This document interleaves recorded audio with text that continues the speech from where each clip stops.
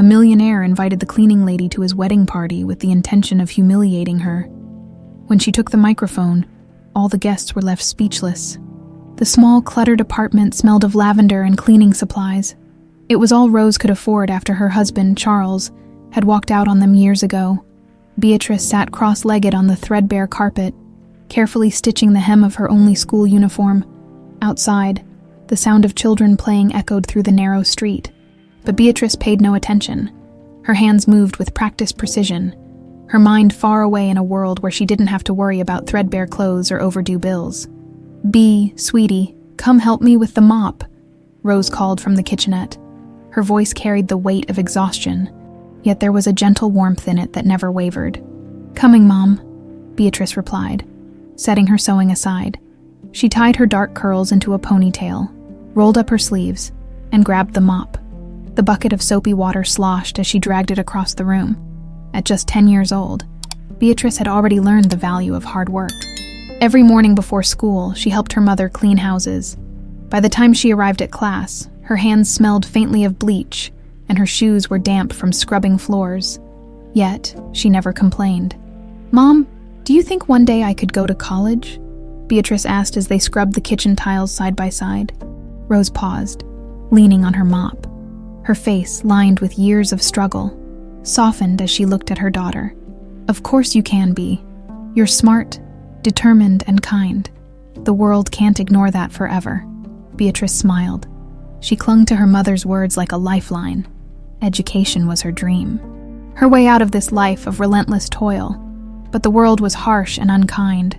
At school, the other kids teased her for her worn clothes and the faint scent of cleaning products that clung to her. "Mop girl," they'd sneer. Beatrice learned early on to keep her head down and ignore the taunts. Still, there were moments of escape. Beatrice loved to sing. At night, after the day's work was done, she would curl up on the couch with her mother, humming softly as Rose combed her hair. Her voice, pure and angelic, seemed to transport them both to a place far from their cramped apartment. "You've got a gift, Bea," Rose would say. "Don't ever stop singing." But Beatrice wasn't sure the world cared about her voice. What it seemed to care about was money, power, and appearances. All things she and her mother lacked. One particularly difficult day, Beatrice and Rose were cleaning the sprawling estate of the Harringtons, one of the wealthiest families in town. The house was a palace compared to their tiny apartment, with glittering chandeliers, plush carpets, and walls lined with expensive artwork. As Beatrice dusted a grand piano in the corner of the living room, her fingers brushed the keys. A soft note rang out, and for a moment she couldn't resist. She sat down and played a melody she remembered from church. Her voice rose tentatively, blending with the piano's haunting tune. "Who's singing?" came a sharp voice. Mrs. Harrington, draped in pearls and indignation, entered the room. "This isn't a concert hall. Get back to work." Beatrice flushed with embarrassment and stammered an apology. That night, as they walked home, Rose squeezed her daughter's hand. "Don't let them make you feel small, Bea. You have something special, and one day the world will see it." As the years passed, Beatrice grew into a determined young woman. She balanced her studies with her cleaning jobs, always striving to make her mother proud. Rose's health began to decline, and the weight of their struggles pressed harder on Beatrice's shoulders.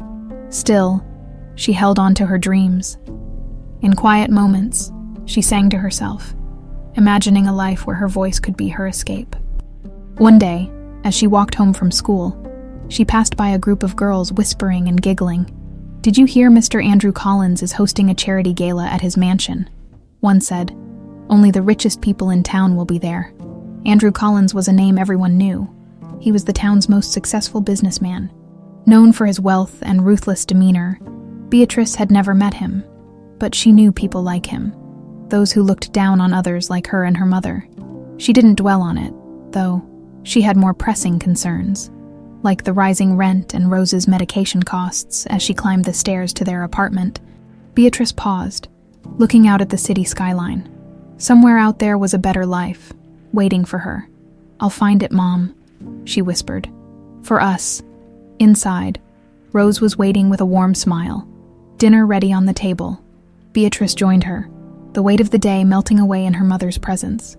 No matter how hard things got, They always had each other, and that, Beatrice knew, was more valuable than any fortune. The morning sun streamed through the cracked window, casting soft streaks of light across the worn linoleum floor. Beatrice stood in front of the small mirror by the door. Adjusting the collar of her neatly pressed blouse, the fabric was thin and a little faded, but she made sure it was clean and presentable. "Are you sure you're ready for this, Bea?" Rose asked from the kitchen table, her hands trembling slightly as she sipped her coffee. The shadows under her eyes betrayed the sleepless nights filled with worry. "I'm ready, Mom," Beatrice replied with a confident smile, though her stomach twisted with nerves. "It's just a job, nothing I can't handle." Rose set down her cup and walked over, brushing a stray curl from Beatrice's forehead. "Remember, you're worth more than any paycheck. Don't let anyone tell you otherwise." Beatrice nodded. "I know, Mom." With a final squeeze of her mother's hand, she grabbed her bag and stepped out the door.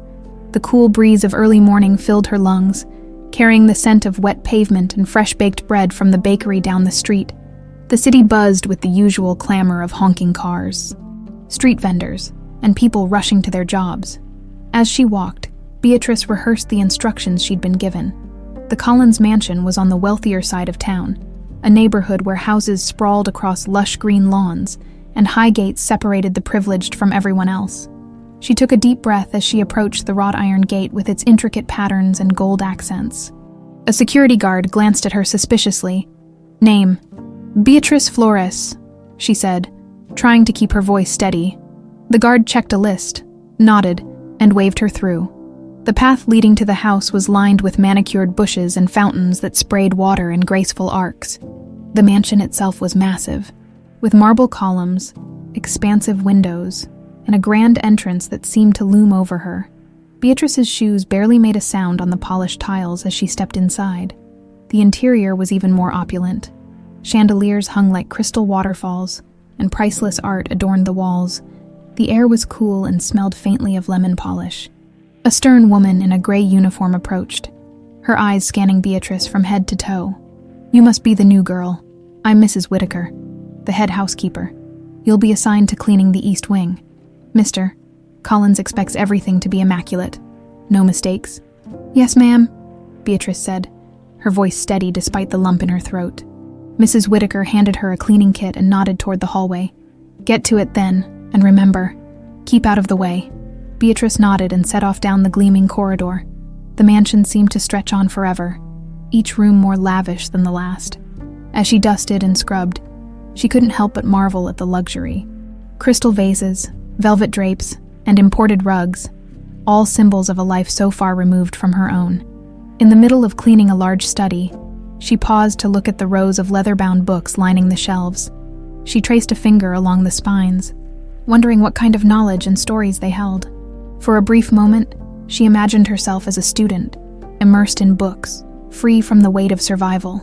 "Are you planning to read them or clean them?" A cold voice snapped from behind her. She spun around to see a tall man in a sharp suit, his expression one of barely concealed disdain. Andrew Collins. His dark eyes bore into her, assessing and dismissing her in the same glance. "Sorry, sir," she said quickly, lowering her gaze. "I was just wasting time," he finished for her.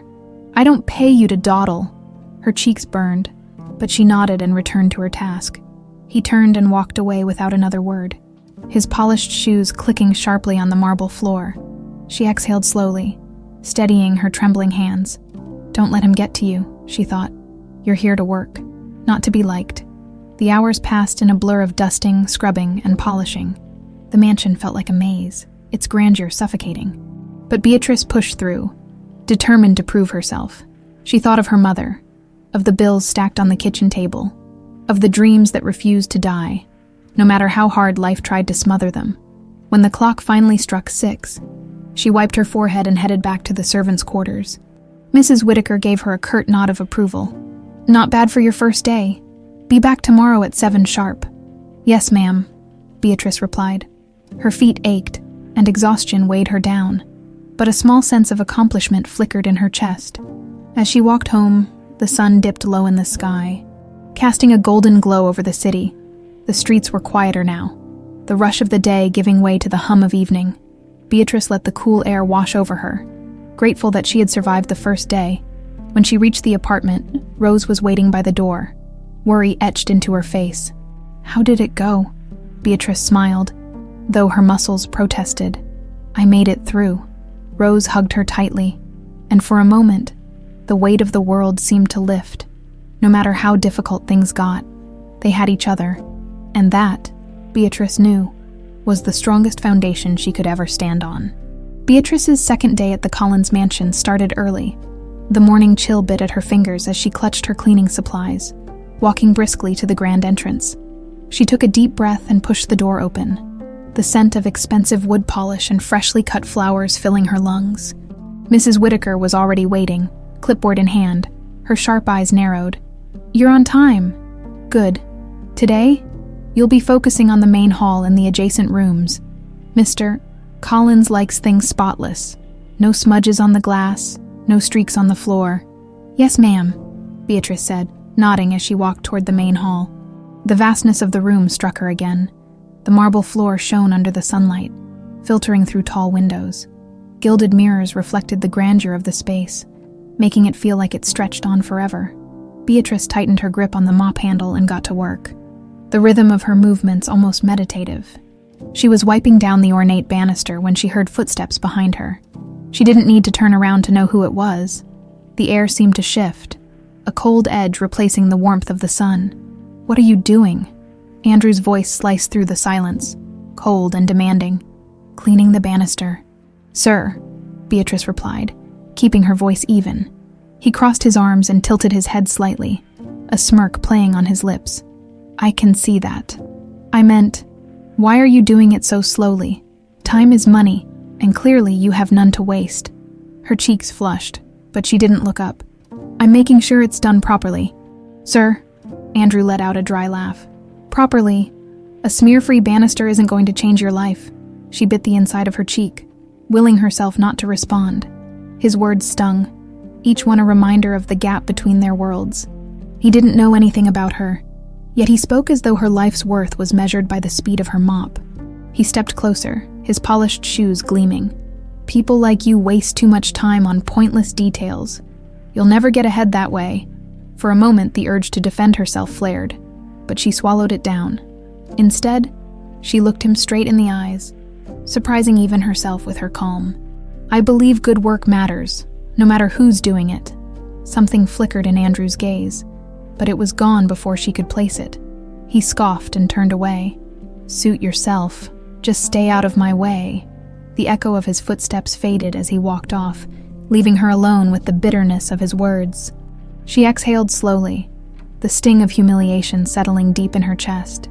"Don't let him break you," she reminded herself. "You're here for a reason." The rest of the day was a blur of cleaning, her body moving on autopilot as her mind replayed the encounter. She couldn't understand how someone could be so dismissive, so full of contempt for people who worked hard. Did he think his wealth made him better than everyone else? At lunchtime, Beatrice took her break in a small, dimly lit room reserved for the staff. She ate quietly, the plain sandwich tasting like cardboard. The other employees chatted amongst themselves. But Beatrice kept to herself. She was used to being an outsider. As she stood to return to work, a soft voice stopped her. "Don't let him get to you." She turned to see Marcy, one of the maids, giving her a sympathetic smile. Marcy was in her 40s with kind eyes and a streak of gray in her dark hair. "He's always like that," Marcy continued. "Thinks the world revolves around him. Don't take it personally." Beatrice managed a small smile. "Thanks, Marcy. Keep your head down and do your job. It's the only way to survive here," Marcy said, patting her shoulder before walking away. Beatrice returned to the main hall, Marcy's words echoing in her mind. She tried to focus on her tasks, but Andrew's disdain clung to her like a shadow. By late afternoon, she was exhausted. Her arms ached from scrubbing, and her back protested every time she bent over. But the hall gleamed, every surface reflecting her hard work. She was gathering her supplies when she heard Andrew's voice again. This time from the hallway, he was talking to someone on the phone, his tone sharp and impatient. "I don't care what it costs," he snapped. "Just make sure everything is perfect for the gala. I won't tolerate incompetence." He stepped into the hall, still talking, and his eyes landed on Beatrice. His gaze was dismissive, as though she were part of the furniture, She lowered her eyes, focusing on the mop in her hands. "Some people just don't understand standards," he said loudly, clearly aiming the comment at her. Her jaw tightened, but she said nothing. When he finally walked away, she let out a shaky breath. The weight of the day pressed on her shoulders, but she refused to crumble. As she walked home that evening, the sun dipped below the horizon, painting the sky with streaks of orange and purple. The city lights began to flicker on, each one a tiny beacon of hope. She thought of her mother waiting for her, of the dreams she carried in her heart. Andrew's words had tried to chip away at her resolve, but they hadn't broken her. She was more than his disdain, more than the life he thought she was trapped in. Her worth wasn't defined by his opinion. One day, she thought, I'll prove that my work and my dreams matter. The days at the Collins mansion blurred together as Beatrice settled into her new routine. Mornings were spent polishing marble floors and dusting ornate furniture, afternoons scrubbing windows until they gleamed, and evenings ensuring every corner of the vast house was immaculate. The work was physically demanding, but Beatrice poured herself into it, determined to do her best. She often thought of her mother, whose sacrifices inspired her to keep pushing forward. Still, there were moments of reprieve, tiny cracks in the monotonous rhythm of her days. When no one was around, Beatrice would let her voice drift softly through the empty rooms. Singing brought her solace, a small joy in an otherwise grueling routine. She sang for herself, not expecting anyone to listen. One quiet afternoon, Beatrice found herself in the grand library, dusting the towering bookshelves. Sunlight streamed through the floor-to-ceiling windows, illuminating the room's rich mahogany furniture and rows of leather-bound volumes. It was her favorite space in the mansion, a haven of calm amidst the chaos. As she worked, her gaze fell on the grand piano in the corner. Its glossy surface gleamed in the sunlight, and her fingers itched to touch the keys.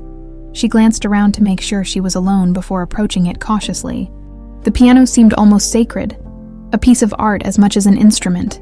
Beatrice sat on the bench, running her fingers lightly over the keys. She pressed one, and the note rang out, pure and clear.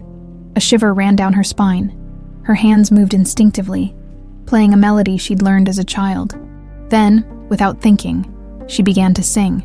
Her voice filled the library, soft at first, then growing stronger. It was a song about hope and resilience, one her mother used to hum when things got tough. The melody wrapped around her, lifting her out of the mansion and into a world where her dreams felt tangible. Unbeknownst to her, Andrew had entered the room. He had been passing by when the sound of the piano stopped him in his tracks. At first, he thought someone had left the radio on, but as he stepped closer, he realized the voice was live and unmistakably beautiful. Andrew stood in the doorway, arms crossed, watching as Beatrice lost herself in the music. Her voice was angelic, each note dripping with raw emotion. For a moment, he was captivated. It was a side of her he hadn't imagined, a depth that didn't fit the image of the timid cleaning girl he'd dismissed so easily when Beatrice finished the song. Her fingers lingered on the keys, a soft sigh escaping her lips. She turned to gather her cleaning supplies and froze when she saw Andrew leaning against the doorframe. Her heart leapt into her throat.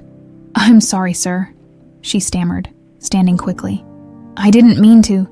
Who said you could touch the piano?"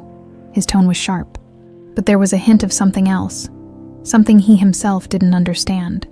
Curiosity, maybe. "I was just cleaning it," she said, though the words sounded weak even to her. Andrew raised an eyebrow, his eyes narrowing. "Cleaning it with a song." Her cheeks burned. "I'm sorry. It won't happen again." He stepped closer, his polished shoes clicking against the hardwood floor. "You sing well," he said bluntly, "but this isn't a concert hall. You're here to clean, not to entertain." The compliment, if it could be called that, did little to ease her embarrassment. Beatrice lowered her gaze, muttering another apology before gathering her supplies and rushing out of the room. Andrew watched her leave, a frown tugging at his lips. He told himself it didn't matter. She was just a housekeeper. Her voice, no matter how extraordinary, had no place in his life. And yet, he couldn't shake the haunting melody from his mind. Beatrice, meanwhile, berated herself as she hurried down the hall. She had let her guard down, and now Andrew had even more reason to look down on her. She resolved to stay invisible from now on, to keep her head down and focus solely on her work. That evening, as she walked home, the embarrassment lingered, but so did a small flicker of pride.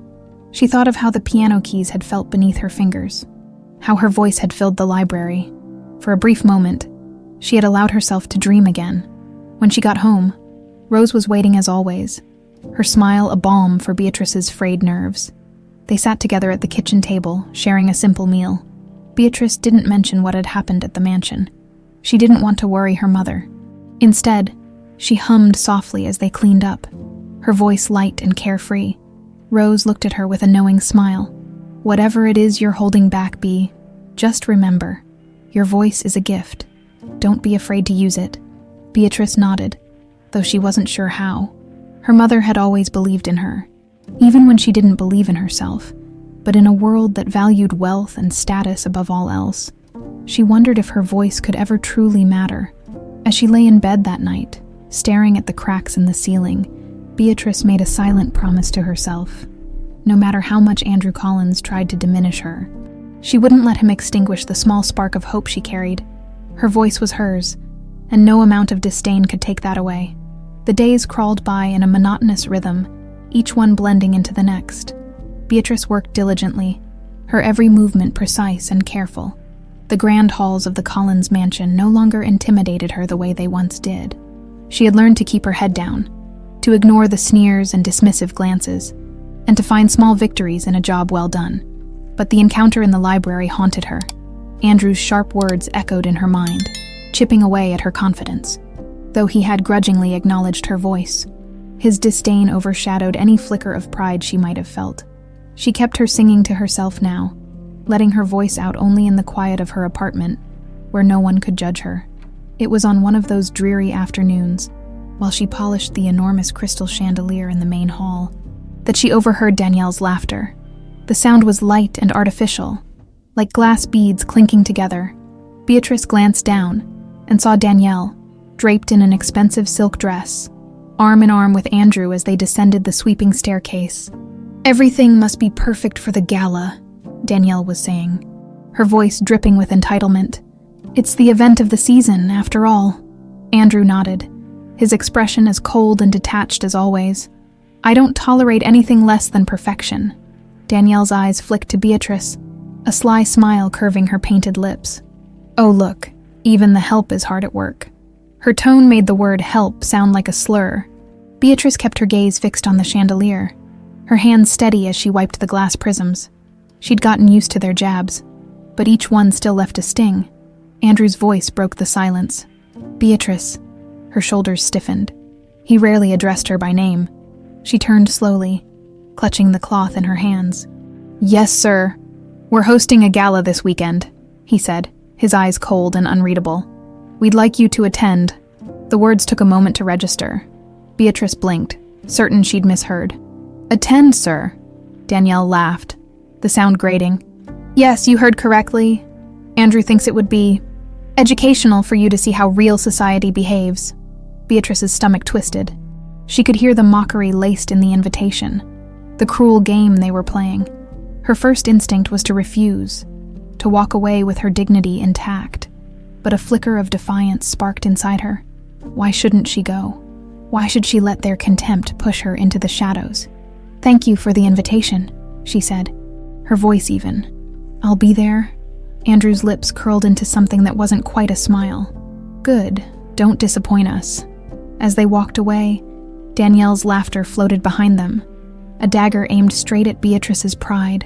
She stood there for a moment, the chandelier above her casting fractured rainbows onto the polished floor. The weight of their cruelty settled over her, but beneath it, a resolve began to form. That evening, Beatrice told her mother about the invitation as they sat at the kitchen table, the glow from the single bulb above casting shadows on the peeling wallpaper. "You don't have to go, Bea," Rose said, worry etched into her face. "It sounds like a trap." "I know," Beatrice admitted, staring at her hands. "But if I don't go, they win. They'll think I'm afraid. I'm tired of being afraid." Rose reached across the table, her fingers wrapping around Beatrice's. You've got nothing to prove to them. Sweetheart, it's not about proving anything to them, Beatrice said softly. It's about proving something to myself. Her mother nodded slowly, pride and fear warring in her eyes. Then go. Hold your head high. The days leading up to the gala were a whirlwind of doubt and determination.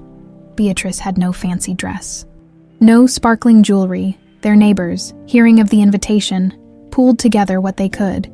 Mrs. Ramirez, who lived in the apartment next door, lent her a simple, powder blue dress that had once belonged to her daughter. It was worn but clean, and when Beatrice tried it on, it fit like it had been made for her. On the night of the gala, Rose helped Beatrice pin her curls back, leaving a few loose strands to frame her face. She smoothed the dress over Beatrice's shoulders, tears shimmering in her eyes. "You look beautiful," Rose whispered. "Don't let them take this from you." Beatrice swallowed hard and nodded. "I won't." She took a final look in the cracked mirror. The girl staring back at her wasn't a wealthy socialite or a pampered guest. She was herself, strong, resilient, and determined not to let anyone diminish her worth. The Collins mansion glittered with lights as she approached, the windows glowing with the warmth of a world she had never been part of. Laughter and music spilled out into the night, mingling with the hum of expensive cars pulling up to the grand entrance. Beatrice's heart pounded as she walked up the steps. Her scuffed shoes felt out of place against the red carpet, but she forced herself to keep going. The doorman barely glanced at her as he opened the door, and she stepped inside. The main hall had been transformed. Chandeliers sparkled like constellations, and the air was thick with the scent of roses and expensive perfume. Men in tuxedos and women in shimmering gowns moved through the room, their laughter high and brittle. Beatrice felt the eyes on her immediately. Whispers slithered through the crowd, followed by amused glances and poorly concealed smirks. She clenched her fists, forcing herself to breathe. "Glad you could make it," Andrew's voice drawled. She turned to see him standing nearby, a glass of champagne in his hand. He looked impeccable, his dark suit tailored to perfection, his eyes cold and calculating. Danielle was at his side, her smile predatory. "You look quaint," she said, her voice dripping with fake sweetness. Beatrice lifted her chin, refusing to flinch. "Thank you for the invitation." Andrew's lips curled. "Oh, the night is just beginning." As they moved away, she felt a chill run down her spine. She knew they were setting her up for something, but whatever it was, she would face it head on. She had come too far to turn back now. The morning after the invitation, Beatrice woke up with a weight in her chest. The memory of Andrew's cold smirk and Danielle's mocking laughter played on a loop in her mind. She lay still for a moment, staring at the cracked ceiling, doubt creeping in. What if they're right? What if this is just a cruel joke? But another voice, quieter yet stronger, whispered back, "You've faced worse. You can face this too." She swung her legs off the bed and stood, her resolve hardening. This wasn't just about attending a party. It was about showing herself, and them, that she was more than they believed her to be. She didn't need their approval. She only needed her own courage. In the kitchen, the scent of coffee and toast greeted her. Rose was at the stove, her thin shoulders hunched as she flipped a pancake. She turned, giving Beatrice a smile that didn't quite reach her eyes. "Good morning, sweetheart," Rose said, her voice soft. "Did you sleep okay?" Beatrice nodded, though her restless night told a different story. "I did, and I'm going to the gala, Mom. I've decided." Rose set the spatula down and sighed. "I know you have. Just promise me you'll be careful, these people. They don't play fair." "I know," Beatrice said, "but I can't let them intimidate me. Not anymore." Rose reached out and tucked a strand of hair behind her daughter's ear. "I'm so proud of you, Bea. No matter what happens, you hold your head high. You hear me?" "I will," Beatrice promised. After breakfast, she set out to prepare. There wasn't much time, and even less money, but that didn't stop her. The dress Mrs. Ramirez had lent her hung carefully on the back of the bedroom door, a simple powder blue garment with a modest neckline and a hem that fell just below her knees. It wasn't extravagant, but it was beautiful in its simplicity. She ran her fingers over the fabric, taking in the soft texture. It wasn't the dress she'd imagined wearing to a grand event, but it carried with it the kindness of neighbors who believed in her, and that made it priceless.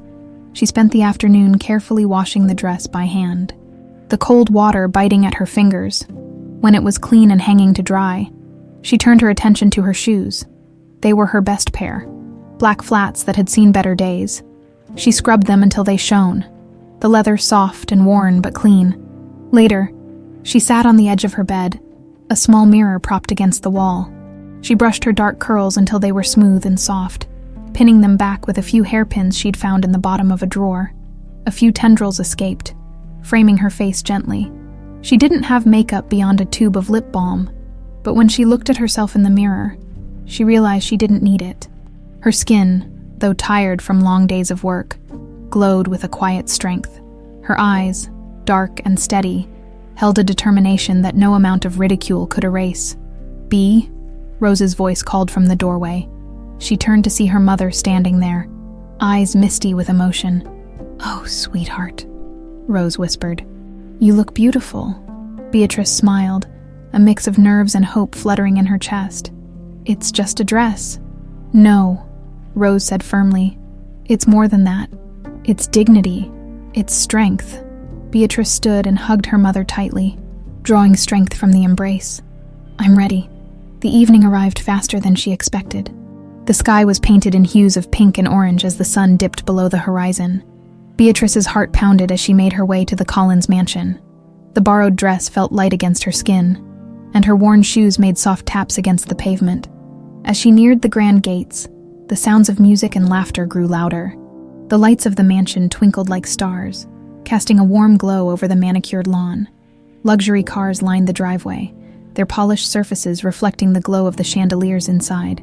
She paused for a moment, gathering her courage. "You belong here as much as anyone else," she reminded herself. With a deep breath, she walked through the gate and up the wide steps. The doorman glanced at her with mild disinterest, barely nodding as he opened the door. She stepped inside, the hum of conversation and the clink of crystal glasses washing over her. The grand hall was alive with color and movement. Women in shimmering gowns glided across the marble floor, their laughter like wind chimes. Men in sharp tuxedos stood in small clusters, talking in low, serious tones. The air was thick with the scent of perfume, wine, and wealth. Beatrice took a step forward, her palms damp. The eyes of the guests flicked toward her, assessing her in an instant before sliding away, some with amusement, others with outright disdain. Whispers trailed behind her like phantom hands, tugging at her confidence. But she didn't stop. She walked further into the room, her spine straight and her chin lifted. The dress, though simple, moved gracefully with her steps. The shoes, though worn, carried her with quiet pride. "Ah, there you are." Andrew's voice sliced through the noise. He stood near the bar, a glass of champagne in his hand, his dark eyes gleaming with something that made her stomach twist. Danielle was beside him, her smile sharp and predatory. Beatrice met Andrew's gaze, refusing to flinch. "I'm here, just like you asked." His lips curled into a cold smile. "Good. The night is full of surprises." Danielle leaned closer to him, her eyes gleaming with malicious delight. "I hope you enjoy yourself, Beatrice," she said, her voice sugar-sweet. "After all, we went through so much trouble to make sure you fit in." Beatrice's jaw tightened, but she forced a smile. "I'm sure I will." She turned away before they could see the uncertainty in her eyes. Her heart pounded, but she focused on the steady rhythm of her breath. Whatever they had planned, she wouldn't let them break her. She was here, and she wasn't going to run. The grand hall sparkled with opulence. Chandeliers glittered overhead, casting golden light across the marble floor. The walls were lined with tall mirrors, reflecting the swirl of gowns, the glint of jewels, and the polished shoes of men who seemed to glide rather than walk. The air buzzed with idle chatter and tinkling laughter, each sound dripping with privilege and pretense. Beatrice took a steadying breath. The powder blue dress, simple yet elegant, clung to her like armor. She knew she stood out, not for her elegance, but for the lack of extravagance in her attire. The eyes of the guests lingered on her, their glances laced with curiosity, amusement, and thinly veiled disdain. A waiter passed with a tray of champagne flutes, and she instinctively stepped aside to let him through, earning a sharp glare from a woman in a sequined gown. "Watch where you're going," the woman snapped, as if Beatrice had committed a crime just by existing in her space. This was a mistake, she thought, doubt clawing at her confidence. The walls seemed to close in, the weight of judgment pressing down on her. "Lost, are we?" The voice was a syrupy drawl, and Beatrice turned to see Danielle standing just a few feet away. Her gown, a deep crimson that hugged her figure, shimmered under the lights. Her smile was all teeth, a predator's smile masked in charm. Beatrice straightened her spine. "I'm exactly where I'm supposed to be." Danielle's eyes sparkled with mischief. "Oh, I doubt that, but it's cute that you think so." A few other guests nearby chuckled softly, their eyes gleaming with shared amusement. The laughter sliced through Beatrice like a blade, but she refused to let it show. "Danielle." Andrew's voice was smooth as he approached, his dark suit impeccable, his gaze cold and detached. "You're not scaring off our guest, are you?" Danielle pouted, feigning innocence. "I wouldn't dream of it." Andrew's eyes landed on Beatrice, the corner of his mouth twitching in what could barely be called a smile. "You seem uncomfortable. Perhaps this was too much for you." Her jaw clenched, but she managed to keep her voice even. "I'm fine, thank you." He studied her, his gaze calculating as if weighing her worth. "Good, because the night is far from over." Before she could respond, the band struck up a lively tune. Couples flowed onto the dance floor, the room a blur of color and movement. Beatrice felt more isolated than ever, a single still point in a sea of motion. "Dance with me," Andrew said suddenly, holding out his hand. Her eyes widened. "What?" A few heads turned, whispers flaring up like sparks. Danielle's eyes narrowed, her expression darkening. "Andrew, you can't be serious." His gaze remained locked on Beatrice. "I insist." Every instinct told her to refuse. This was another game, another trap, but she could feel the eyes of the room on her, the pressure to shrink, to disappear. Instead, she took a deep breath and placed her hand in his. His fingers closed around hers, firm and cold. He led her onto the dance floor, the crowd parting like water. The music swelled, a waltz that felt both beautiful and suffocating. He placed his other hand on her waist, and she rested hers on his shoulder, the fabric of his suit smooth beneath her fingers. They began to move. He guided her effortlessly, his steps precise and practiced. Beatrice forced herself to follow, her feet uncertain but determined. Her heart pounded in her chest, each beat echoing in her ears. "You surprise me," he said, his voice low. "I didn't think you'd accept." "I don't scare easily," she replied, meeting his eyes.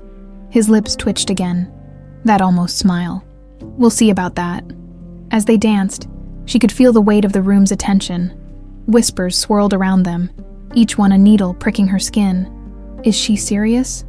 A maid dancing with Andrew Collins. How absurd. She doesn't belong here. The words cut deep, but she refused to let them draw blood. Instead, she focused on the rhythm, on the feel of the floor beneath her feet. She wouldn't let them break her spirit. Andrew leaned in slightly, his voice barely above a whisper. "How does it feel, being the center of attention?" She lifted her chin. "I'd rather be ignored than be the butt of a joke." His eyes flickered with something she couldn't identify. Curiosity, maybe, or a hint of guilt, but it vanished as quickly as it appeared. "You're tougher than you look." "I have to be." The song ended, and he released her hand, stepping back. A smattering of applause filled the room, polite but hollow. As they left the dance floor, Danielle was waiting, her smile razor sharp. "Lovely performance," she purred, "but I think the entertainment portion is over." Andrew's jaw tightened, but he said nothing. Beatrice turned to walk away, the weight of humiliation settling over her. But Andrew wasn't done. He stepped forward, taking the microphone from the bandstand. "Ladies and gentlemen," his voice echoed through the hall, commanding attention. "Before we continue, I'd like to invite someone special to say a few words." Beatrice froze. His eyes locked onto hers, cold and calculating. "Beatrice," he said, his voice silky smooth. "Come up here. Don't be shy." The room went silent. All eyes turned to her, the collective gaze like a spotlight pinning her in place. Her mouth went dry, her heart pounding like a drum. This is it, she realized. The trap. Danielle's laughter bubbled up behind her, cruel and triumphant. She had two choices, flee and give them the satisfaction, or face them with her head held high. Her legs felt like lead, but she forced herself forward, each step echoing in the silence. She took the microphone from Andrew's outstretched hand, his smirk a dagger to her pride. Every muscle in her body screamed at her to run, but instead, she did the one thing they never expected. She took a deep breath and began to sing. The microphone felt heavy in Beatrice's trembling hands. The grand hall was a sea of silent faces, each pair of eyes fixed on her, waiting for her to crumble. The chandelier's golden light gleamed like a spotlight, trapping her in place. She could feel the weight of their judgment, the anticipation of her humiliation, Andrew's cold smirk, Danielle's malicious grin, the amused expressions of the wealthy guests. They all wanted the same thing, for her to fail, to flee, to prove she didn't belong. Her heart pounded so loudly she thought it might drown out the silence. Her throat felt tight, dry, but somewhere deep inside, a flicker of defiance sparked. She thought of her mother's words that morning. "Hold your head high. I've faced worse than this." She closed her eyes, took a slow, deep breath, and let the fear slip away. When she opened them, her gaze was steady, her voice clear. She began to sing. The first note was soft, almost fragile, like a thread of glass, but it held, unwavering. The hall seemed to hold its breath. Her voice rose gently, growing stronger with each word, each note. It was a song of hope and resilience, one her mother used to sing when the weight of the world felt too heavy. The melody wrapped around her like a shield, protecting her from the sneers and the smirks. The grand hall, so often filled with the sounds of laughter, chatter, and music, now seemed frozen in time. Beatrice's voice flowed through the air, a river of raw emotion. It was pure, unfiltered. Her very soul poured into every note, the pain, the struggle, the quiet dignity she carried through each day. It all found a voice. The guests were transfixed. Some lowered their glasses. Others stopped mid-conversation. Eyes that had been mocking turned wide with surprise, with something that almost looked like shame. Andrew's smirk faded, his eyes narrowing as if he were trying to understand what he was hearing. Danielle's smile stiffened, a flicker of uncertainty passing over her face. Beatrice sang not for them, but for herself, for the girl who had scrubbed floors before school, for the mother who never stopped believing, for the neighbors who lent her their kindness. This was her moment, her truth, and no amount of cruelty could take it from her. When she reached the final note, her voice soared, clear and unwavering before fading gently into silence. The hall remained still, as if no one dared to breathe. The echo of her song hung in the air, a ghost of something beautiful and unbreakable. She lowered the microphone slowly, her hands no longer shaking. She had done it. She had faced the storm and stood tall. For a moment, the silence was deafening. Then, a single clap broke it. Soft, hesitant. Beatrice's eyes darted to the side, where an older woman in an emerald gown was clapping, her expression one of quiet awe. The sound grew, another clap joining, then another. It swelled into a wave of applause, rolling through the room like a tide. Some guests clapped politely, others with genuine admiration. A few even wiped at their eyes, touched by the honesty of her performance. It wasn't a standing ovation, but it was real, and that was enough. Beatrice's heart swelled. She had done more than survive. She had shined. She met Andrew's gaze, his expression unreadable. The man who had invited her here to humiliate her now looked like he didn't know what to do with himself. Danielle's face was a storm cloud, her eyes cold and furious, her lips curled, and she leaned toward Andrew, whispering something sharp and cutting. He didn't respond, his gaze still locked on Beatrice. Jack Mitchell, a well-known music producer, stepped forward. His salt and pepper hair caught the light, and his eyes gleamed with interest. "That was extraordinary," he said, his voice low but firm. "What's your name?" "Young lady." "Beatrice," she replied, her voice steady. "Well, Beatrice, I'd like to talk to you about a future in music if you're interested." Her breath caught in her throat. For a moment, she couldn't speak. Was this real? An actual opportunity? She managed a nod, her cheeks flushing. I'd love that." Jack smiled warmly. "I'll find you before the evening's over." He moved back into the crowd, leaving Beatrice stunned. The applause had died down, but the air buzzed with curiosity and surprise. Whispers floated around her. Who is she? Where did she come from? She's incredible. Andrew cleared his throat, drawing her attention. He stepped forward, his expression strained, as though the muscles in his face were fighting against him. That was unexpected, he said. Good, she replied, her voice firm. I'm glad to surprise you. Something flickered in his eyes, but she didn't care to find out what it was. She turned away, her head held high. For the first time, she felt like she was walking on solid ground, each step sure and steady. She didn't need his approval. She didn't need Danielle's acceptance. Their world was not hers, and that was perfectly fine. As she walked toward the edge of the room, Marcy, the kind maid, caught her eye and gave her a discreet thumbs up. Beatrice smiled, warmth blooming in her chest. She had come to this gala expecting the worst. Instead, she had found her voice. Her dignity remained intact, shining brighter than any chandelier. As Beatrice walked off the stage, her heart still raced. But it was no longer out of fear. The applause had faded, replaced by the murmurs of confused and astonished guests.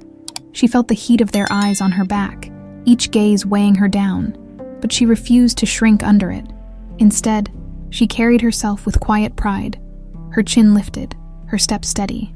The room's opulence felt less suffocating now, as though her song had carved out a small space of freedom in a world that had always tried to push her aside. She took a deep breath, the air no longer feeling like it was trying to choke her. Marcy caught her eye from across the room, giving her a subtle nod of encouragement. Beatrice smiled, the gesture small but genuine. That one look reminded her that she wasn't alone. Even in this cold, gleaming world, there were people who saw her, who believed in her. As she reached the edge of the grand hall, she felt a hand on her shoulder. She turned, half expecting another sneer or cutting remark. But instead, she met the warm eyes of Jack Mitchell, the music producer who had approached her earlier. Up close, his face was lined with experience, but his eyes held a youthful spark of enthusiasm. Beatrice, he said, his voice steady and sincere. I meant what I said earlier. Your voice is something special. Her breath caught, disbelief flickering across her face. Thank you, she whispered. The words felt too small for the magnitude of the moment. He smiled, a gentle, reassuring curve of his lips. I want to help you develop it. You have talent that deserves to be heard. The weight of his words settled on her shoulders. Both thrilling and terrifying, this was more than just praise. It was an opportunity, one that had always felt out of reach. Her mother's voice echoed in her mind. Don't be afraid to use your gift. I'd love that, she said finally, her voice stronger now. Good. Jack reached into his jacket pocket and pulled out a sleek business card. Call me tomorrow. We can talk more then. She took the card, the embossed letters smooth under her fingers. For the first time in a long while, hope didn't feel like a fragile thing. It felt real, tangible. Thank you, she said again, this time with a smile that lit up her whole face. Jack nodded, then slipped back into the crowd, leaving her standing at the edge of possibility. She clutched the card tightly, as though afraid it might disappear if she let go. The moment of triumph was short-lived. As she turned to leave, she saw Andrew standing a few feet away, his gaze locked on her. His face was unreadable, the usual smugness absent. For a heartbeat, they just stared at each other. You're full of surprises, he said, his voice low. She tilted her head slightly, meeting his eyes without flinching. Maybe you're just bad at seeing people for who they are. A muscle in his jaw twitched, but he didn't respond. The silence stretched between them, heavy with unspoken words. He looked as though he wanted to say something, but the walls he had built around himself held firm. She shook her head. I don't need your approval, Andrew. His eyes darkened, something resembling regret flickering in them. I never said you did. She didn't wait for more. Whatever he wanted to say, it didn't matter. His opinion was just one more shadow in a room full of them. She turned away, the weight of his gaze slipping off her like a discarded coat. She moved toward the exit, the noise of the gala receding behind her. The cold night air greeted her as she stepped outside, a sharp contrast to the warmth of the hall. It felt like a cleansing breath, a new beginning. The world outside was dark, but it was honest. No pretense, no gilded edges, just the steady hum of the city and the soft glow of streetlights. Beatrice inhaled deeply, the air filling her lungs with a sense of freedom. Her mother's face appeared in her mind's eye, and she smiled. Rose had always believed in her, even when Beatrice struggled to believe in herself. This victory wasn't just hers. It belonged to both of them. As she started down the steps, she heard footsteps behind her. "Beatrice," a familiar voice called her. She turned to see Marcy, her expression a mix of pride and concern. "You okay, kiddo?" Beatrice nodded. "Yeah, I am." Marcy smiled, her eyes crinkling at the corners. "You were amazing in there. Don't let anyone take that away from you." "I won't," Beatrice promised. They walked together toward the street, the mansion behind them fading into the night. For the first time in what felt like forever, Beatrice's steps felt light, unburdened. The future stretched out before her, uncertain but filled with possibility. Her fingers brushed against the card in her pocket, a reminder of the door that had opened, the chance she never thought she'd get. She didn't know what lay ahead, but she knew one thing for certain: she wasn't afraid anymore. The city lights flickered like stars as Beatrice walked home, her fingers still wrapped tightly around Jack Mitchell's business card. The cold night air nipped at her cheeks, but she barely noticed. Each step felt lighter, as though she'd shed a layer of doubt that had weighed her down for years. Marcy walked beside her, her sensible shoes tapping against the sidewalk. "You know," she said, breaking the silence, "I've worked in that mansion for 15 years and I've never seen anyone do what you did tonight." Beatrice smiled faintly. "It wasn't easy. It never is," Marcy replied, her tone gentle. "But you did it anyway. That's what matters." They reached the intersection where their paths diverged. Marcy paused, her eyes searching Beatrice's face. "You're going to call him, right? The producer?" Beatrice glanced at the card in her hand. The name Jack Mitchell printed in bold, confident letters. The weight of the decision settled over her. It wasn't just a phone call. It was a door opening to a life she'd never dared to imagine. "I think so," she said quietly. Marcy nodded. "Good. You've got a gift, Bea. Don't waste it." "I won't," she promised, a surge of determination rising in her chest. Marcy gave her a quick hug. "Get some sleep. Tomorrow's a new day." Beatrice watched as Marcy disappeared into the night, then turned toward home. The street was quiet, the hum of distant traffic the only sound. She climbed the worn steps to the apartment and slipped inside, the familiar creak of the door welcoming her back. The living room was dimly lit, a small lamp casting a warm glow.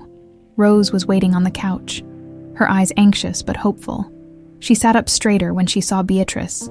"How did it go?" Rose asked, her voice trembling slightly. Beatrice walked over and sank onto the couch beside her mother. She held out the business card, her hands finally steady. "It went well, Mom. A producer offered to help me. He thinks I can make something of my singing." Rose's eyes filled with tears, her hand covering her mouth. "Oh, Bea, I knew it. I knew you could do it." Beatrice leaned into her mother's embrace, the exhaustion of the night finally catching up to her. "I was so scared, Mom. I thought they'd laugh me off the stage, but you didn't let them," Rose whispered, stroking her daughter's hair. "You stood your ground. That's what courage is." They sat in silence for a while, the weight of the evening settling into something softer, something hopeful. The world outside their window was still the same, but everything felt different now. A door had opened, a real, tangible opportunity. Eventually, Rose pulled back, wiping her eyes. "When do you call him?" "Tomorrow," Beatrice said. "He wants to talk about next steps." Her mother nodded, pride shining through her tears. "We'll figure it out, sweetheart. Whatever it takes, we'll make it work." Morning sunlight streamed through the window, the warmth a gentle nudge to wake up. Beatrice stretched, the stiffness of the night melting away. The events of the gala rushed back to her, and for a moment, she wondered if it had all been a dream. But the business card was still on the nightstand, the black letters sharp and real. She picked it up, feeling its weight in her palm. This is real. This is happening. In the kitchen, Rose was humming softly as she brewed coffee. She turned and smiled. "Morning, Bea." "Morning, Mom." "Ready to make that call?" Rose asked, handing her a steaming mug. Beatrice took a sip, the warmth settling her nerves. "Yeah, I'm ready." She sat at the small kitchen table, the phone in front of her. Her fingers hovered over the keypad. doubt flickering for just a second.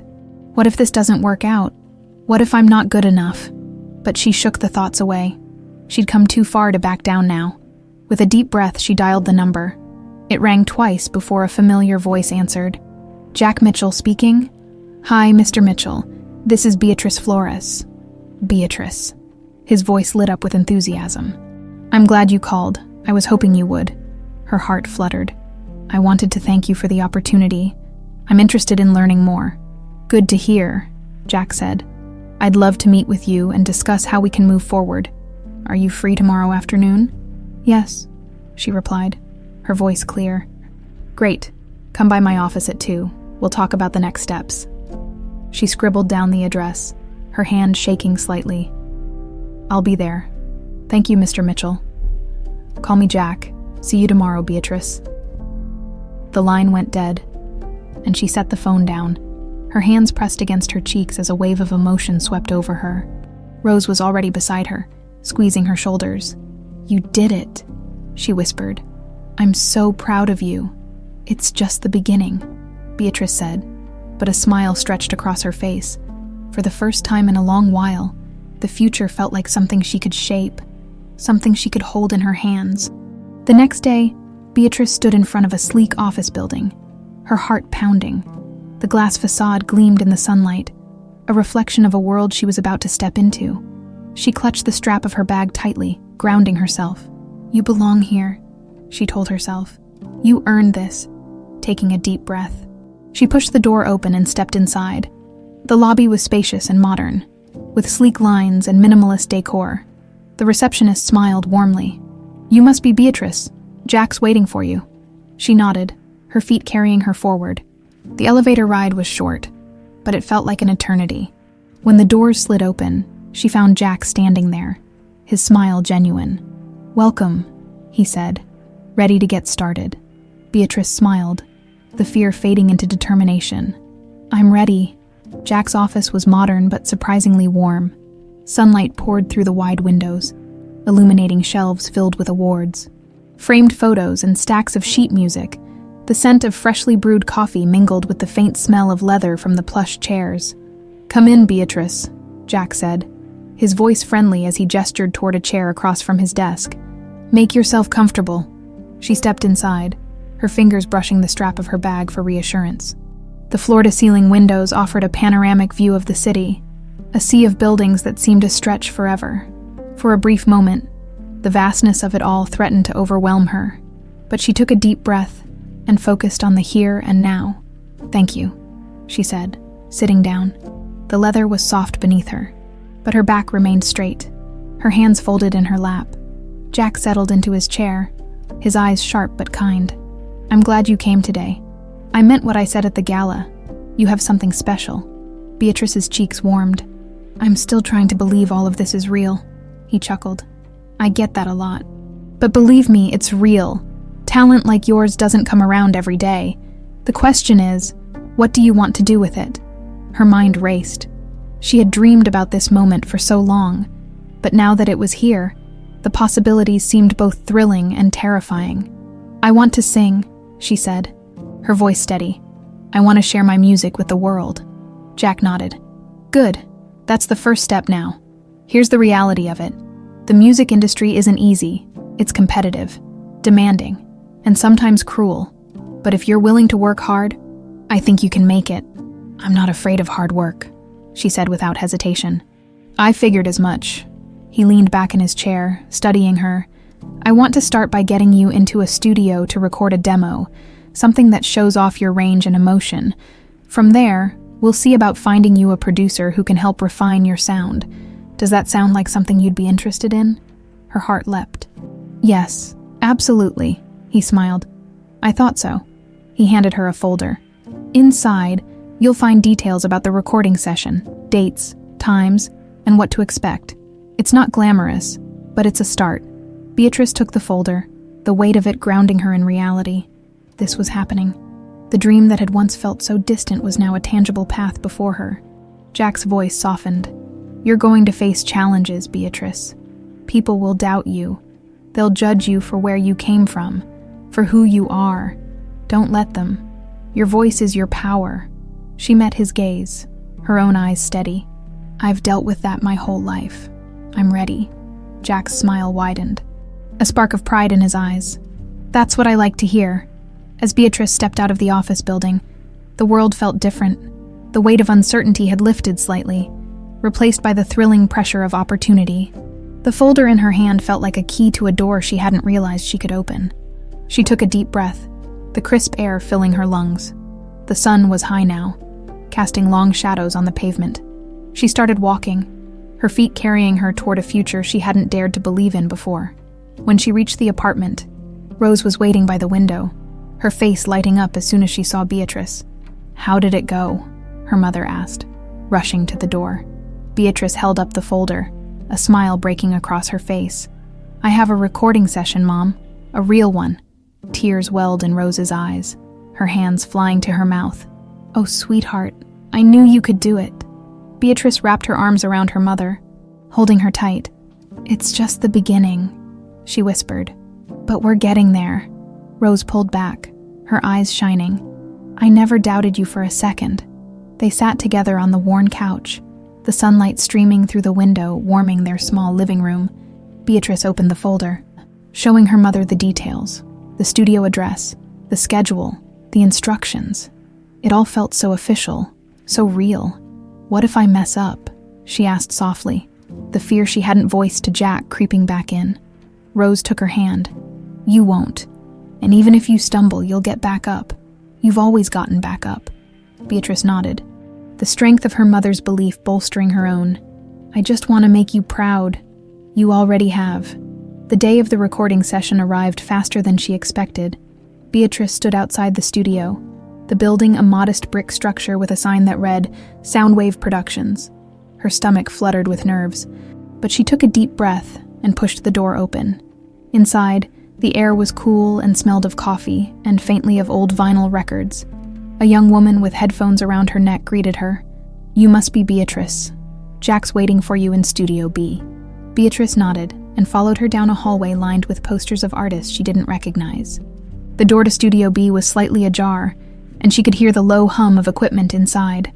Jack was there, adjusting a microphone stand. He looked up and smiled. "There you are, ready?" "As I'll ever be." He gestured to the booth. "Go ahead and step in. We'll run through a few takes. Just breathe. Focus on the song, and let it out." She nodded, her hands trembling slightly as she entered the booth. The walls were padded with soundproof foam, the world outside muffled and distant. The microphone loomed in front of her, a gateway to something she couldn't yet see. She slipped the headphones on, Jack's voice coming through the line. "Whenever you're ready, Beatrice." She closed her eyes and took a deep breath. The fear was there, coiling in her chest, but beneath it was a deeper strength, a belief forged from years of struggle and resilience. She opened her mouth and began to sing. The first note filled the booth, pure and clear. The song flowed from her like water, carrying her fears away. In that moment, she wasn't just a girl from a struggling family. She wasn't the maid who had been laughed at or underestimated. She was Beatrice Flores, and the world was finally listening. The final note hung in the air.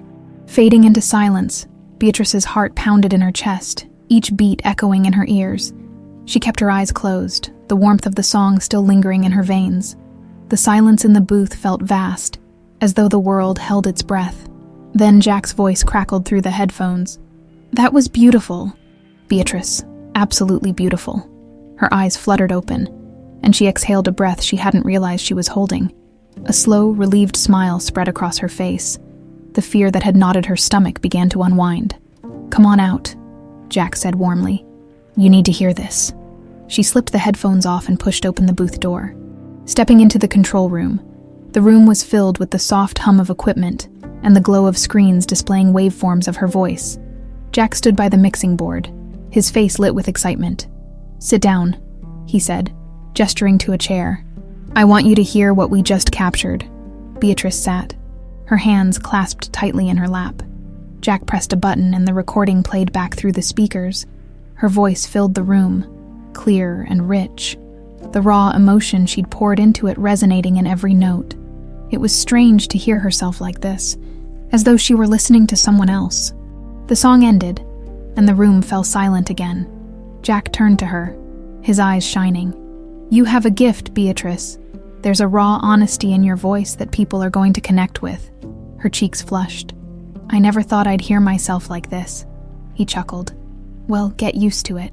This is just the beginning." A soft knock at the door interrupted them. The studio assistant popped her head in. "Jack, there's someone here to see you. Says he's interested in hearing the new talent." Jack's brow lifted in surprise. "Send him in." Beatrice's stomach tightened. Interested in hearing the new talent. She hadn't expected anyone else to be here. Her fingers twisted together as a tall man in a tailored gray suit walked into the room. His hair was slicked back, and he carried an air of quiet authority. "David," Jack greeted him, shaking his hand. "What brings you by?" "Just curious to see what you've been working on," David replied, his gaze shifting to Beatrice.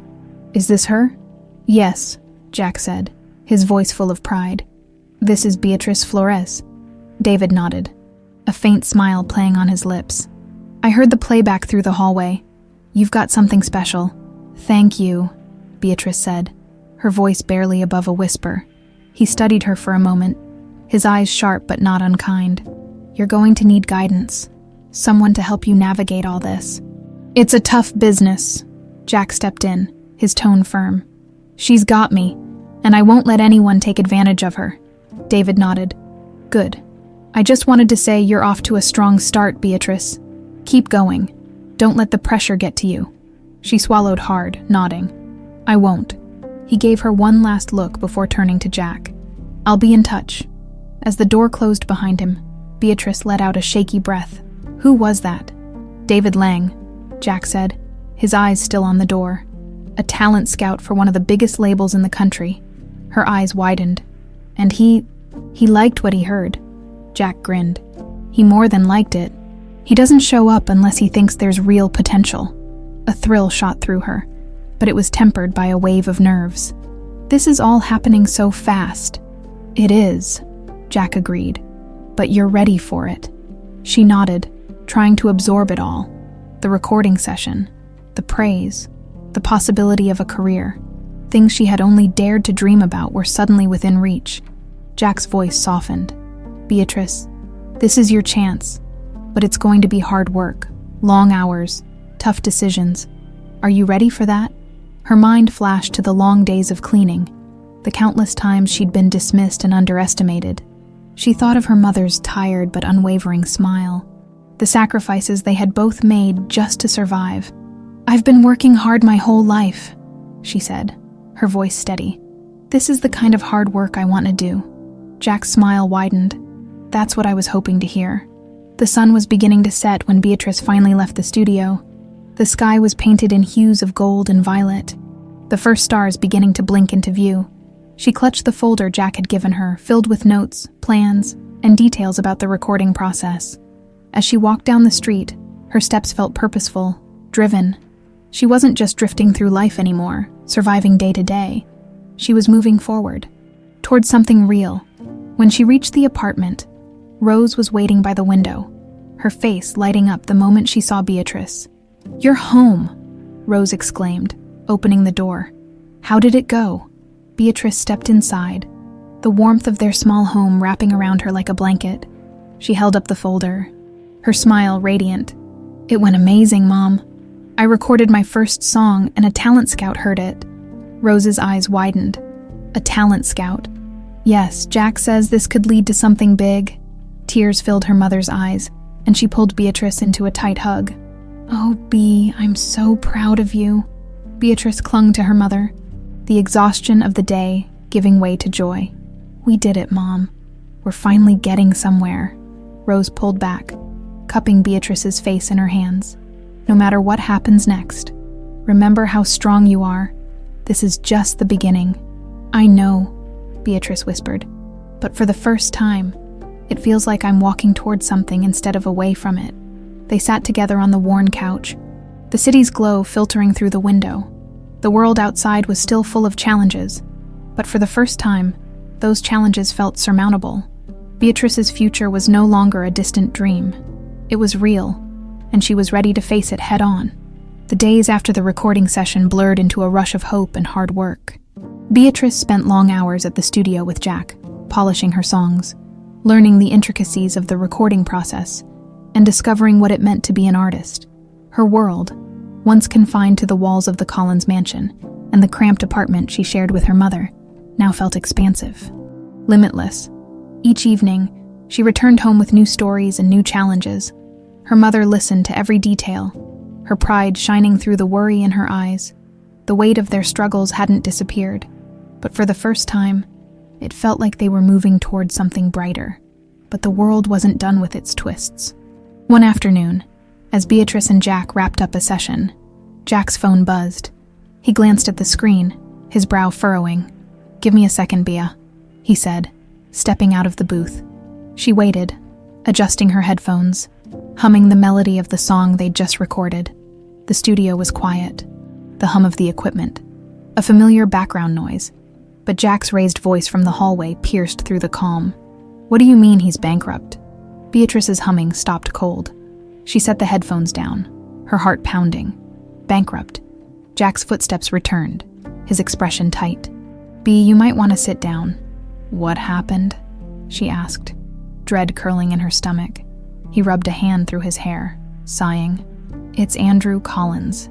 His company's just filed for bankruptcy, apparently. Some bad investments and risky deals finally caught up to him." Her breath caught. The name felt like a ghost, a specter from a life she'd been trying to leave behind. "Andrew is bankrupt." "Yeah," Jack said, his voice careful. "It's all over the news. The company's falling apart and people are furious. They're calling it one of the biggest failures in years." Beatrice's mind spun.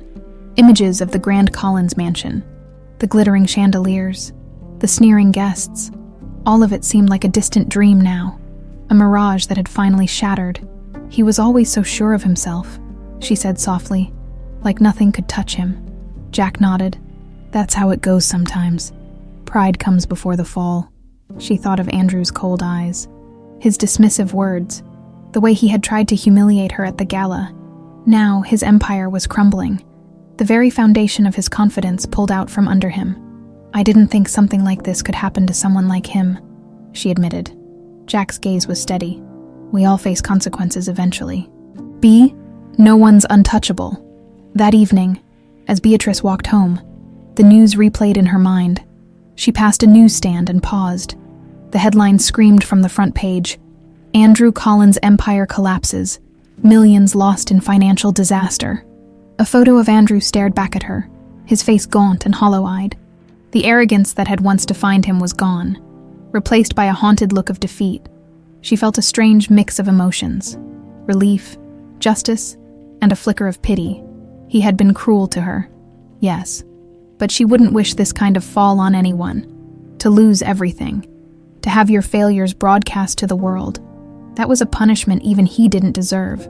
She sighed and kept walking, the paper's headline fading behind her. She had her own path now, one that didn't involve Andrew or his crumbling world. When she got home, Rose was watching the news. The familiar face of Andrew Collins splashed across the screen. His mansion, once a beacon of his success, was now surrounded by reporters and angry investors. Rose muted the TV as Beatrice walked in. "Did you hear?" Beatrice nodded, setting her bag down. "Yeah, it's all over the city." Her mother's eyes were gentle. "How do you feel about it?" She thought for a moment. "I don't know. I thought I'd feel happy, or at least vindicated, but all I feel is free." Rose smiled softly. "Because you've moved beyond him. His fate doesn't define you." Beatrice sank onto the couch, leaning her head against her mother's shoulder. "Yeah, I guess it doesn't." They sat in comfortable silence, the weight of the past finally loosening its grip. The Collins mansion, Andrew's contempt, the night of the gala. It all seemed like another life.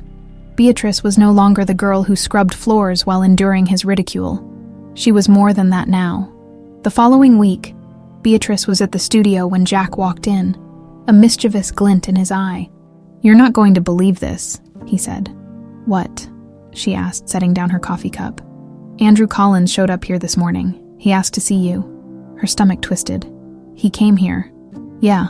I told him you were busy, but he insisted on leaving a message." Jack handed her a slip of paper.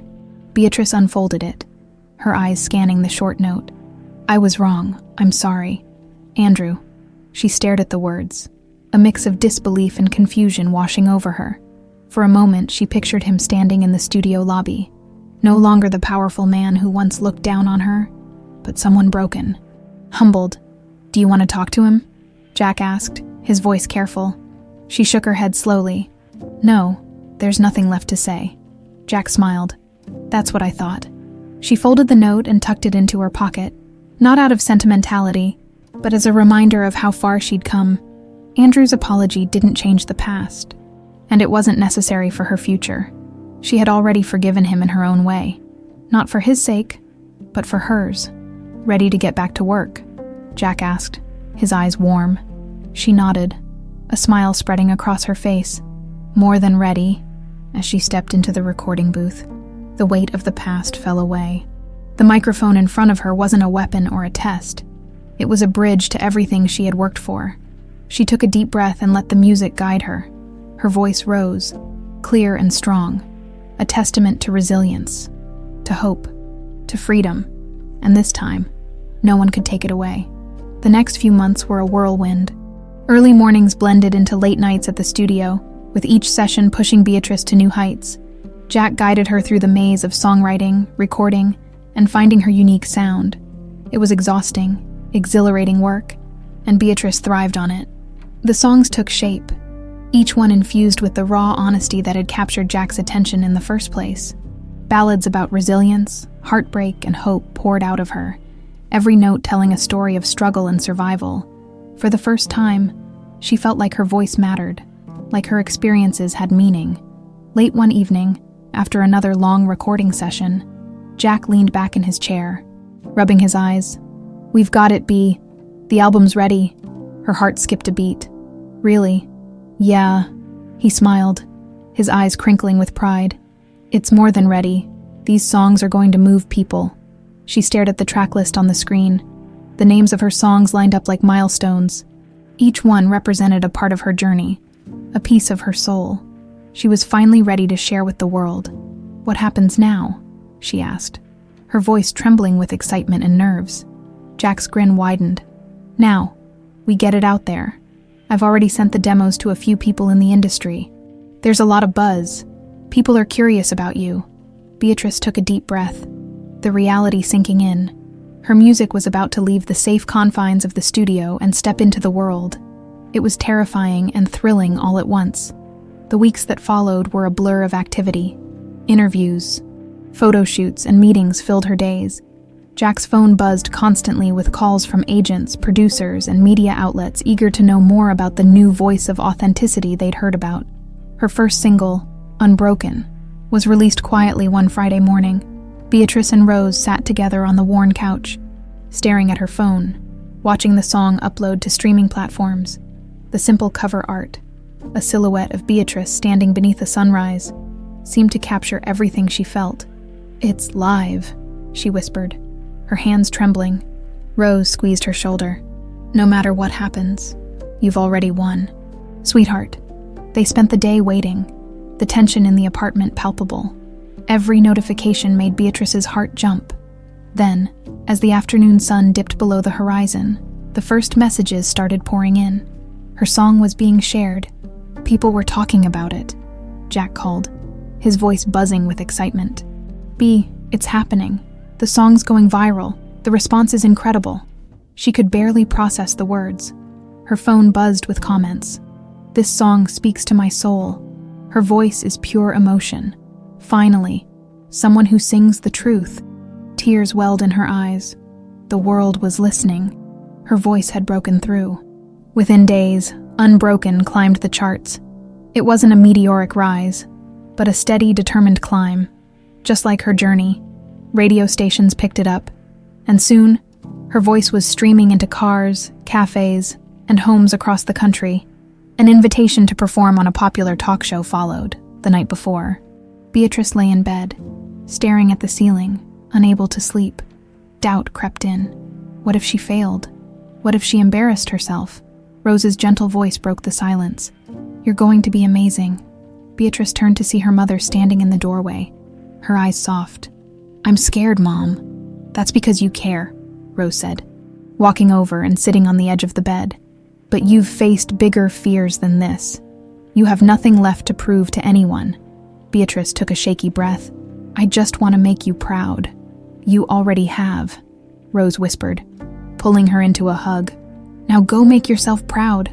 The next day, the bright lights of the TV studio felt blinding. Beatrice's heart pounded as she stood backstage, the hum of the audience just beyond the curtain. Jack appeared beside her, his smile steady and reassuring. "You ready?" She nodded, swallowing the lump in her throat. "Yeah, I am." The host's voice boomed through the speakers. "Please welcome the incredible new talent, Beatrice Flores." The curtain lifted, and Beatrice stepped onto the stage, the applause washing over her like a wave. She walked to the microphone, her hands steady. The lights were hot, the faces in the crowd blurred, but she focused on the music. The opening chords of Unbroken filled the air.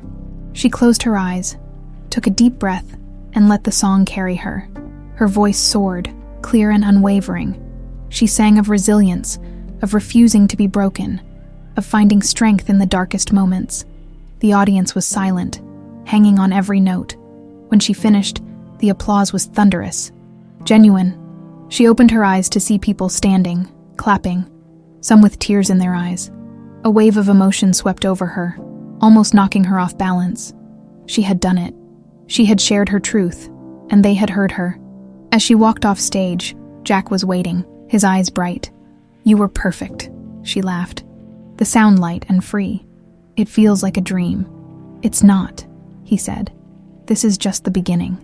That night, as Beatrice sat in her tiny apartment, the city lights twinkling outside, she felt a deep, quiet joy. The world was changing around her, but she was still herself. The girl who had cleaned floors, who had faced ridicule and doubt, was now a singer whose voice touched hearts. Her phone buzzed, a message from an unknown number. "You were incredible. I'm sorry for everything. Andrew." She stared at the message for a moment, then deleted it. His apology was too late, and she didn't need it. She leaned back, letting the quiet of the night wash over her. Her journey had been hard, but every step had led her here. She was Beatrice Flores, unbroken, unstoppable. And this was only the beginning.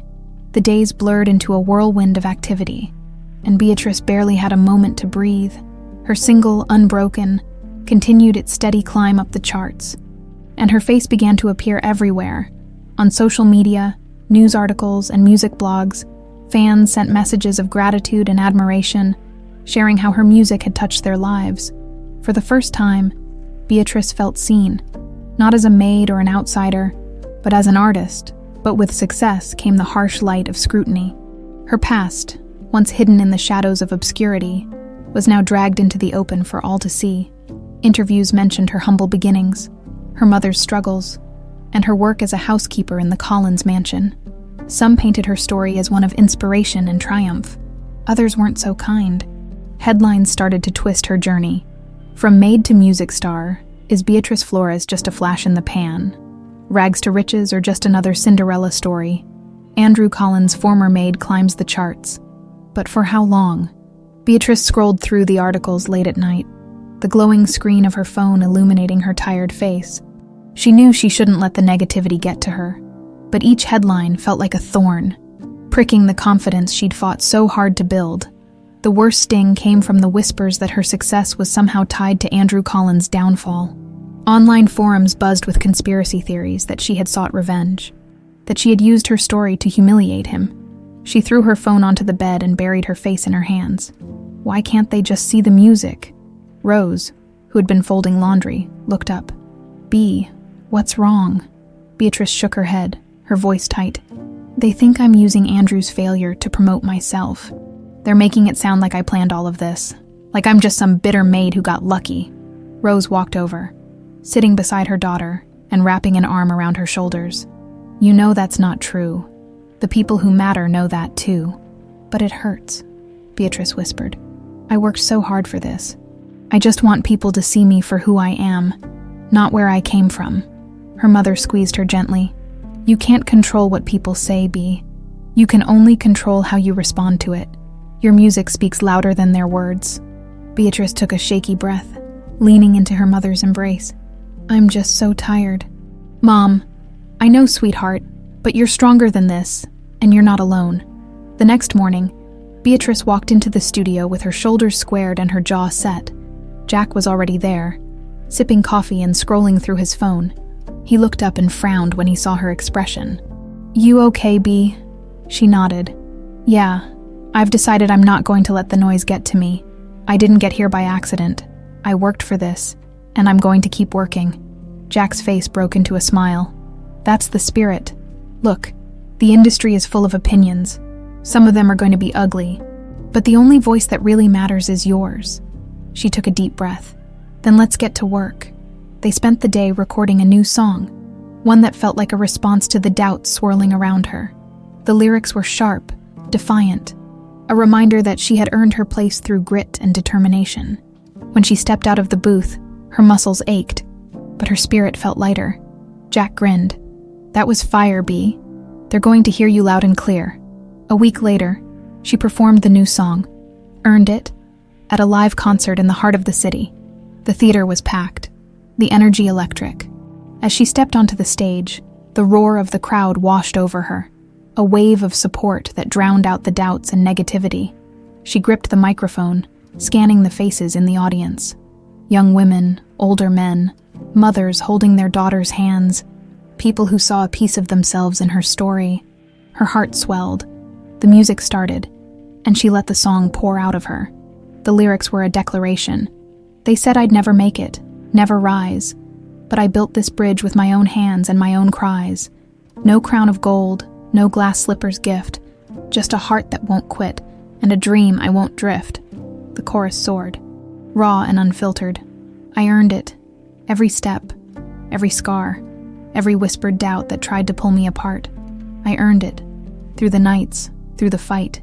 You can't take away what's burning bright. As she finished, the crowd erupted in cheers, some standing, others wiping tears from their eyes. Beatrice stood there, breathless, her chest rising and falling, the energy of the moment vibrating in her bones. Backstage, Jack met her with a grin. Beatrice, that was incredible. You just silenced every critic out there. She laughed, a sound full of relief and joy. Good. I wasn't singing for them. Anyway, he nodded. And that's why you're going to keep rising. That night, as Beatrice and Rose sat together in the quiet of their apartment, the city's glow filtering through the window, Beatrice felt something shift inside her. The fear of failure, the weight of other people's opinions, they no longer held her captive.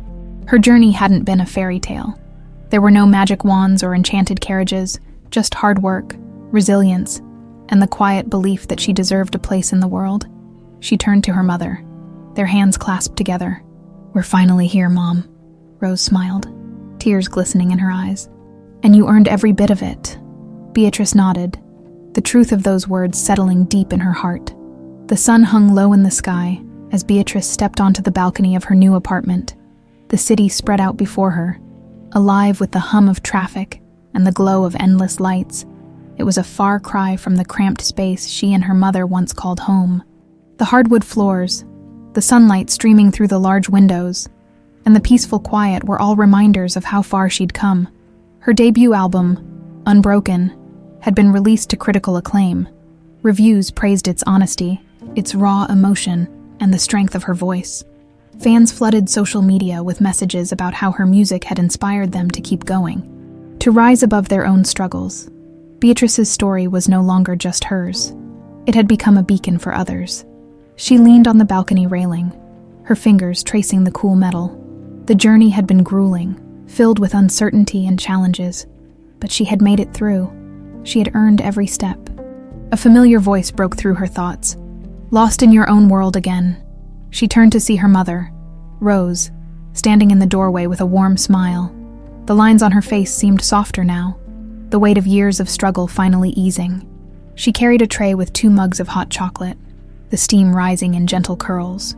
Beatrice smiled, just thinking about everything. Rose handed her a mug and joined her at the railing. They stood side by side, the silence comfortable. filled with unspoken understanding. "You've come so far," Rose said quietly. "I hope you're proud of yourself." Beatrice took a sip, the warmth spreading through her chest. "I am. I never thought I'd get here." Her mother nodded, her eyes shimmering. "You worked for this, Bea. No one handed it to you, and no one can take it away." They watched the sun dip below the horizon, the sky painted with streaks of gold and lavender. The city's noise seemed distant, almost like a song playing softly in the background. Just then, Beatrice's phone buzzed on the table behind them. She picked it up and saw a text from Jack. "You've been nominated for Best New Artist." Her breath caught. She read the message twice, her heart pounding. "Mom, I've been nominated for Best New Artist." Rose's eyes widened, and a tear slipped down her cheek. "Oh, sweetheart. I knew it. I always knew it." Beatrice's hands trembled as she set the phone down. The nomination wasn't just an acknowledgement of her talent. It was a recognition of her journey, of every moment she had fought to keep going. The girl who once cleaned floors, who had been laughed at and underestimated, was now standing on the edge of something she hadn't even dared to dream of. Her mother's voice pulled her back. "What are you thinking, Bea?" Beatrice looked out at the horizon, the glow of the city lights blending with the stars above. "I'm thinking about the future, about what's next." "You'll keep singing," Rose said softly. "You'll keep sharing your truth, and no matter how far you go, you'll always have your feet on the ground." Beatrice smiled. "Because of you, Mom. You kept me grounded." They embraced, the warmth of the hug more comforting than any award or applause, for all the changes in her life. This, the bond they shared, remained the same. It was the foundation on which she had built everything. As they pulled apart, Rose wiped her tears and chuckled. "You know, we should celebrate, but maybe with something fancier than hot chocolate this time?" Beatrice laughed, the sound light and free. "How about we start with dinner at that place you've always wanted to try?" Rose's eyes sparkled. "You mean the one with the view of the whole city?" "Yes," Beatrice said. "It's time we celebrated more than just surviving." Her mother nodded, a smile breaking across her face. "I'd like that." A week later, Beatrice found herself on the red carpet at the music awards ceremony. Cameras flashed, and reporters called out her name, but she stayed focused, her hand wrapped tightly around her mother's.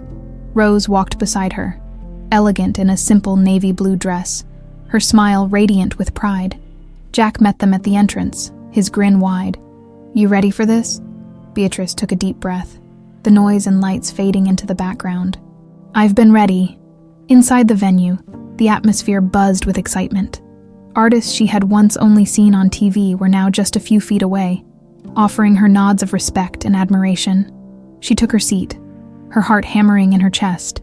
When the category for Best New Artist was announced, the room seemed to hold its breath. The presenter's voice rang out.